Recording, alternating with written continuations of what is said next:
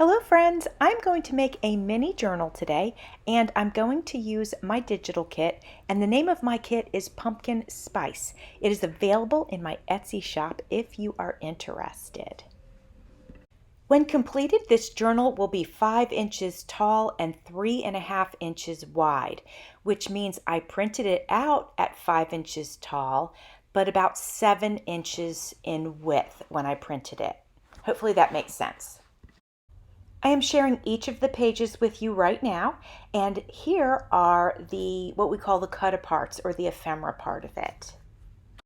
I did not print these out in miniature because I'm actually going to use these for a different project.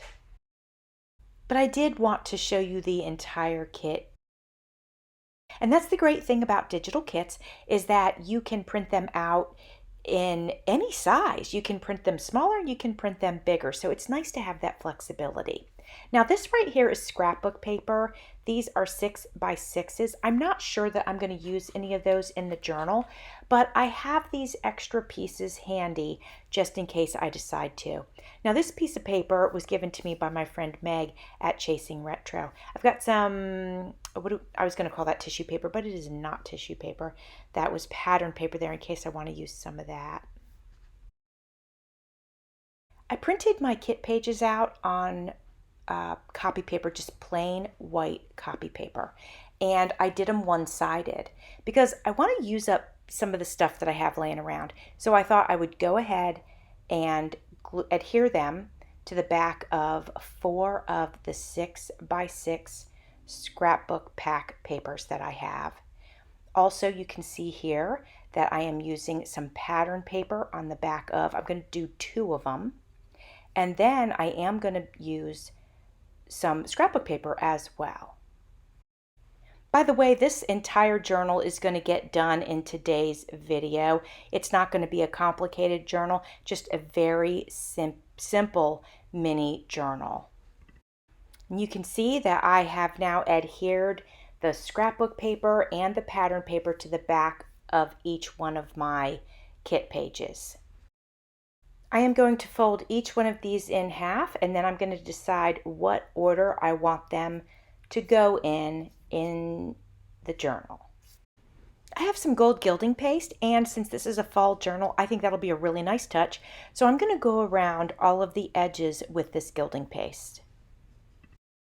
If you've never used gilding paste before, I will tell you this. So you're supposed to wet your sponge a little bit. So wet it and dab it so it's not, like super wet or anything. You just want to moisten it.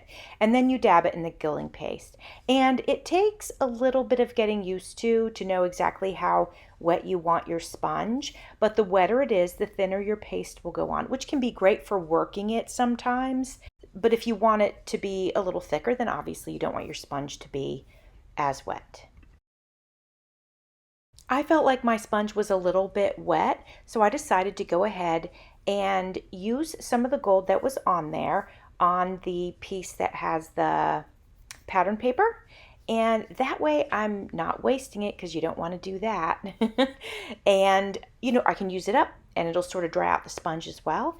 And then I can go back in and it won't be as wet. Now I feel like it should be in good enough shape for me to go around the edges without it being too messy. Now I'm going to combine all the pages together and go ahead and hit it one more time with the gilding paste, but you can see right here on the edges of this page how that looks, and I just love it. I want to give the pages a quick look before I put the gilding paste away and just make sure everything looks the way that I want it to. It looks good to me, so we're going to go ahead and sew this together. This is a very small journal, so it's going to be super easy to sew together. If you've never done one, don't hesitate to do it. This is a great size to practice on if you need to. And if you need to practice, you can just gather up whatever papers, it doesn't even matter, and then just do some practice runs. On something small like this, I do not hold them together with paper clips or anything. I find that clipping them sometimes for me causes a little bit more of an issue than not, and that's just a personal preference. When I started, I clipped them. Then I just found out that, I don't know, the pages just seemed to move anyways. So at any rate, we're going to go at this. You do 3 holes in your spine. Some people do their holes all at once. I do not do that. I do it one at a time. And this is just a technique that I developed myself that works for me. It might not work for everyone. I just always try to find a shortcut if I can. So you want 3 lengths of thread. So 3 lengths of your book is how much thread you want. I'm threading my needle now.